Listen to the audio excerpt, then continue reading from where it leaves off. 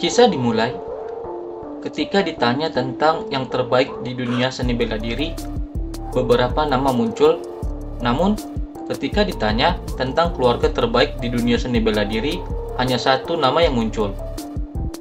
Pemimpin dari 5 keluarga besar, kepala seni bela diri, keluarga bergengsi di dunia seni bela diri, penguasa angin, penguasa petir, keluarga pedang terhebat di dunia, keluarga Namgung. Ada 2 ahli pedang di keluarga Namgung yang sesuai dengan reputasi mereka. Tamu dari keluarga Namgung, Namgung Yunho, pewaris sah dari keluarga Namgung, terutama Baekgyeon yang melampaui asal mula setiap seni bela diri. Dia disebut Incomparable Sword karena dia melampaui kemampuan manusia. Mereka menghabiskan masa kecil bersama. Mereka adalah teman dekat. Namun setelah kematian kepala keluarga, mereka sangat berbeda.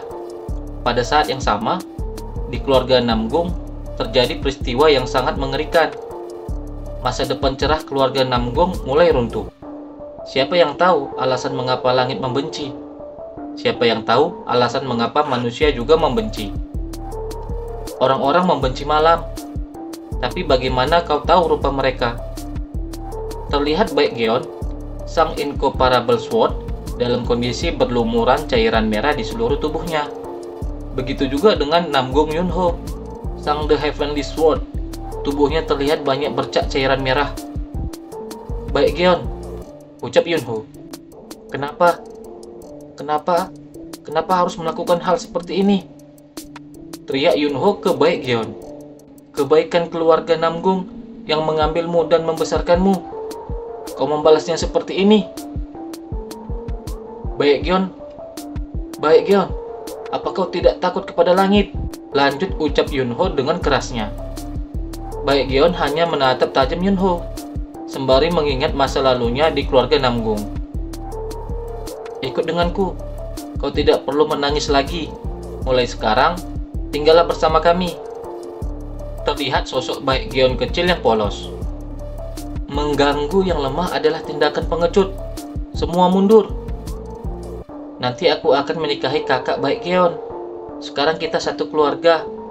Jadi para saudaraku, jangan bertengkar. Itulah kenangan masa lalu Baekgyeon yang sangat hangat semenjak diasuh oleh keluarga Namgung. Langit, sangat takut. Aku pasti akan dihukum oleh langit. Ketahuilah kenapa. Karena kau gagal, teriak Baekgyeon ke Yunho. Mata Yunho terbuka lebar. Ekspresi wajahnya menunjukkan rasa kagetnya setelah mendengar ucapan Baekgyeon. Jadi apa itu hukuman dari langit? Atau sesuatu yang lebih buruk? Tidak masalah, aku akan membunuhmu dan mengakhiri segalanya. Lanjut ucap Baekgyeon ke Yunho dengan tatapan mata yang dingin. Mendengar itu, Yunho hanya bisa menahan rasa kecewanya. Terlihat juga, Yunho sedang memegang bahu lengannya yang sudah terputus. Ah, kau benar-benar berniat menghancurkan keluarga Namgung yang membesarkan seorang yatim piatu sepertimu sampai akhir. Namun keluarga Namgung akan jatuh ke dalam selokan dan stigma itu akan bertahan selamanya. Bertingkah mulia, tetapi pada akhirnya guguk yang kau besarkan menggigitmu. Semua orang akan senang bergosip tentang hal itu. Semua ini salahmu, Baekgyeon. Semuanya karena kau menjadi hancur, ucap Yunho ke Baekgyeon dengan penuh emosi. Namun seketika terlihat tebasan pedang dengan cepat menyambar lehernya Yunho. Seketika Yunho hanya bisa diam melihat itu. Dan kemudian terlihat kepalanya Yunho melayang, terlepas dari tubuhnya karena tebasan pedang Baekgyeon. Aku tidak peduli, ucap Baekgyeon dengan tatapan mata yang kejam. Terlihat kembali kepala Yunho sudah terjatuh di atas lantai dengan penuh cairan merah. Seperti yang kau katakan, aku adalah guguk yang tidak tahu terima kasih, yang ditinggalkan oleh langit. Jadi, ucap Baekgyeon berbicara dengan kepala Yunho yang dipegangnya. Yunho, kau menjadi seperti ini. dan keluarga Namgung hancur. Ini semua salahku. Jangan lupakan itu. Lanjut ucap Baek Geon. Sembari terlihat banyak genangan cairan merah di bawah kakinya. Scene pun berganti. Terlihat ada seekor kupu-kupu yang terbang di dalam sebuah ruangan. Kupu-kupu itu terbang di atas tubuh seorang bocah yang sedang tertidur. Lalu kupu-kupu itu menghinggapi hidung dari bocah yang sedang tidur itu. Kemudian terlihat pergerakan dari tangan bocah yang sedang tertidur itu. Kupu-kupu itu pun terlihat terbang menjauh dari tubuh anak itu. Lalu terlihat bocah itu merapatkan giginya dengan emosi. Kemudian terdengar anak itu sedang mengigau memanggil nama seseorang. Geon, Baek Geon, Baek Geon, kau guguk terkutuk. Dengan tiba-tiba anak itu berteriak dengan emosinya, terbangun dari tidurnya. Apa aku hidup? Leherku utuh, pikir anak itu sembari memegang lehernya. Ini kamarku. Tangan kecil. Tidak mungkin. Lanjut pikir anak itu sembari melihat keluar ke arah jendela kamarnya. Kemudian anak itu bangkit dari kasurnya, lalu dengan cepat bergerak, menghampiri sebuah cermin dan melihat dirinya sendiri di cermin itu. Wajah tampan, mata cerdas, postur tegak, sempurna hingga membingungkan, pikir anak itu. Tentu saja ini wajahku, tapi aku terlalu muda. Apa yang terjadi? Ucap anak itu dengan kerasnya sembari kebingungan. Apa aku kembali ke masa lalu? Kenapa? Tunggu, sesuatu di perutku. Ini tidak mungkin. Pikir anak itu yang dengan tiba-tiba menyadari sesuatu. Ada yang berbeda dengan tubuhnya. Lalu dia membuka pakaiannya untuk melihat perbedaan apa yang terjadi pada tubuh kecilnya itu. Luka? Apa ini? Tidak. Yang lebih penting, kenapa ada dua? Ada dua dantian. Satu dantian dengan pembuluh darah yang terputus. Apa ini terkait dengan luka? Seberapa jauh ini berlanjut? Ternyata bocah kecil itu adalah Namgung Yunho yang kembali ke masa lalu di saat dia masih menjadi anak-anak. Oh, kakak! Panggil seseorang gadis kecil yang sedang berjalan mendekati ke ruangan Yunho. Kemudian gadis kecil itu membuka pintu kamarnya Yunho lebar-lebar. Apa? Kenapa kau masih pakai piyama? Kau menyuruhku untuk tidak tidur larut. Tapi apa yang kau lakukan, Kak? Hah?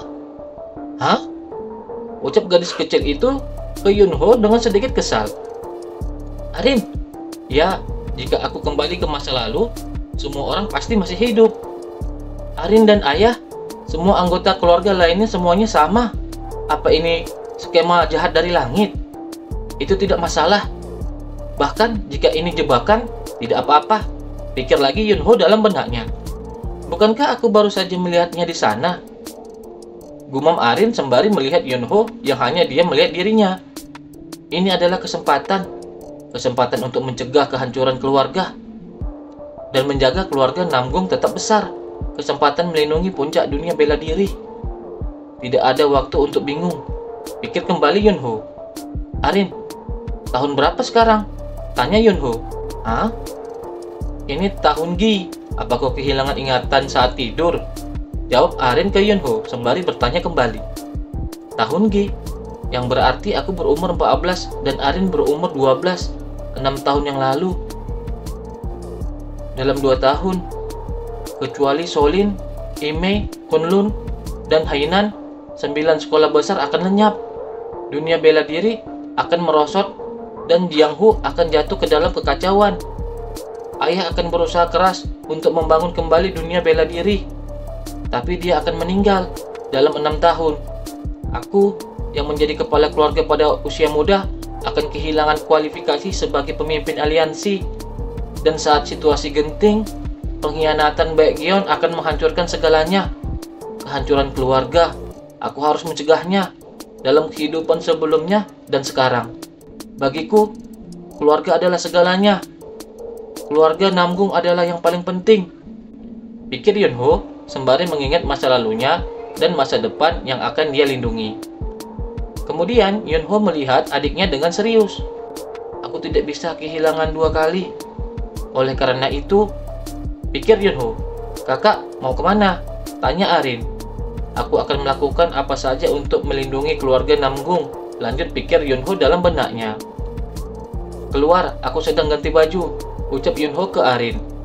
Aku tidak akan memilih cara atau metode. Baik Gion, tunggu saja, gumam kembali Yunho dalam benaknya. Scene berganti. Terlihat Yunho sedang membaca buku di sebuah perpustakaan keluarganya. Tidak ada petunjuk. Sebagian besar yang ada di sini sudah pernah kubaca sebelumnya, ucap Yunho yang menghela nafasnya sembari menutup buku yang sudah dia baca. Aku perlu pergi ke Bidong di Lembah Punggi, pikir Yunho saat itu. Lembah Punggi, daerah yang dikelola oleh keluarga Namgung dengan akses terbatas karena medan yang aneh.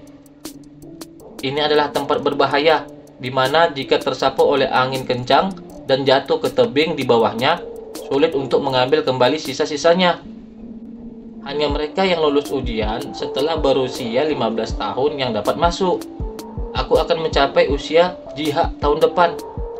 Tapi masalah ini mendesak, jadi aku tidak bisa menunggu. Aku akan mencuri token akses.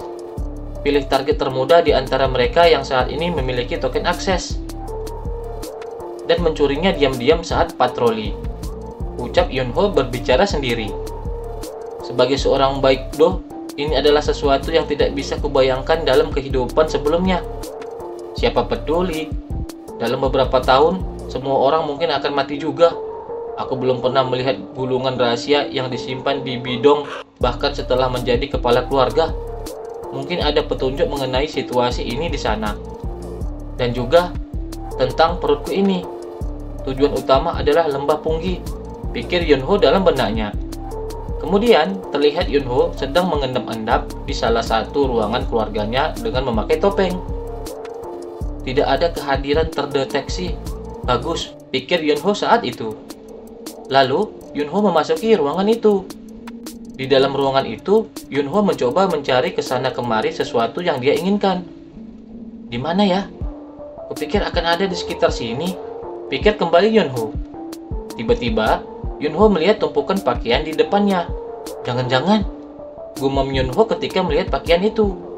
Kemudian, Yunho berniat memeriksa tumpukan pakaian itu. Namun, seketika Yunho merasa enggan untuk memeriksa pakaian itu. Kemudian, terlihat kembali Yunho sedang terdiam dan merenung sejenak. Lupakan rasa malu, mari kita cari di sini juga. Baunya, ucap Yunho sembari dengan cepat memeriksa tumpukan pakaian itu. Jika kau melepas pakaianmu, kau harus segera membersihkannya. Aduh, di mana itu? Di mana tempatnya? Ucap Yunho dengan kesalnya sembari melanjutkan pencariannya. Dan tak lama, Yunho melihat sesuatu benda yang ada di salah satu pakaian itu. Ketemu, token akses ke Lembah Punggi. Dengan ini, gumam Yunho sembari sudah menemukan sebuah token yang ingin dia cari. Apa ini? Bagian dalam, lanjut pikir Yunho. Hei, ucap seseorang yang membuat Yunho sangat kaget mendengar suara tersebut. Siapa kau? Tanya orang itu ke Yunho. Memergoki Yunho sedang mengacak-ngacak pakaiannya. Itu, ucap kembali orang itu, menyadari pakaiannya sedang diacak-acak Yunho. Kebetulan saat itu token yang dipegang Yunho terselimuti sebuah celana dalam. Itu pakaian dalamku, ucap kembali orang itu dengan merasa sangat kesal. Kau mencuri pakaian dalam, teriak orang itu ke Yunho yang masih memegang pakaian dalamnya. Seketika Yunho sangat kaget mendengar teriakan dari orang itu.